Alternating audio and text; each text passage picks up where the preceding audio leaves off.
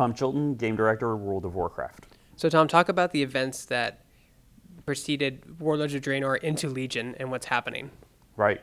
So ultimately what's happened is that we have the character Gul'dan, who has been kind of sent through the portal by Archimonde in Warlords and sent to Azeroth, and it's his job to bring the Burning Legion to Azeroth. And so really kind of fulfill his destiny as a character to bring the Legion to Azeroth.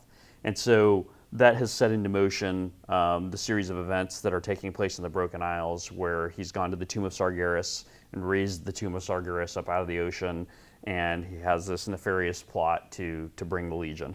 So where does Illidan fit in all of this? Right. So Illidan fits in because he is effectively the ultimate anti-Legion character.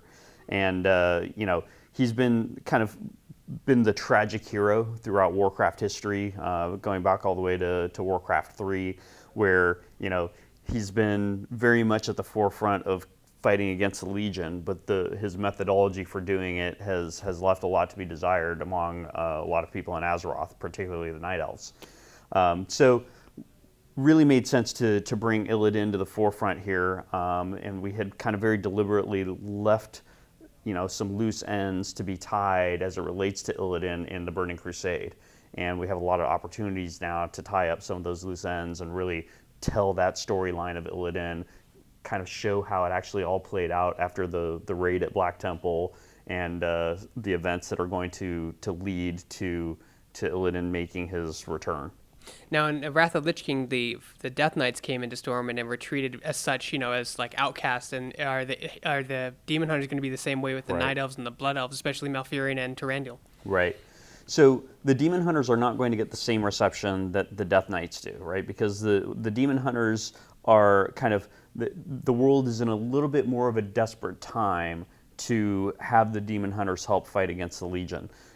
Even during Wrath of the Lich King, it was still, the Lich King was up there in Northrend in this faraway place, and he was kind of beckoning the world toward him. And so suddenly having Death Knights stomping around in Stormwind and Orgrimmar didn't seem like they really kind of needed to be there, right, in terms of like the psychology of the citizens of those cities. Whereas now with the Legion actually attacking Eastern Kingdoms and Kalimdor, and this is something that's very much in the eyes and the minds of the citizens.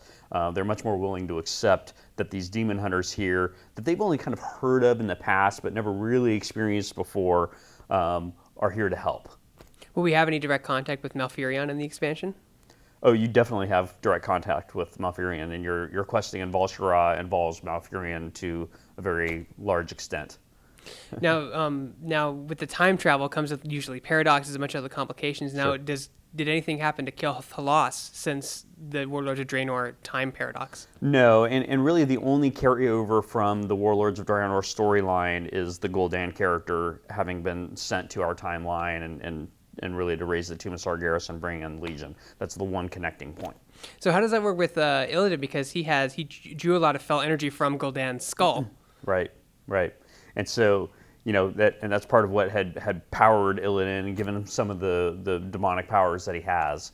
Now, certainly this is a different Gul'dan that we're seeing here in Legion, but obviously there are some similarities, and you'll see some kind of similarities in the way things play out. And what are you most excited about for the story of World of Warcraft progressing forward into Legion? Right. So, the story of Legion is incredibly epic in general. It's sort of it's one of those prime threats to the Warcraft universe that it's here in Azeroth now.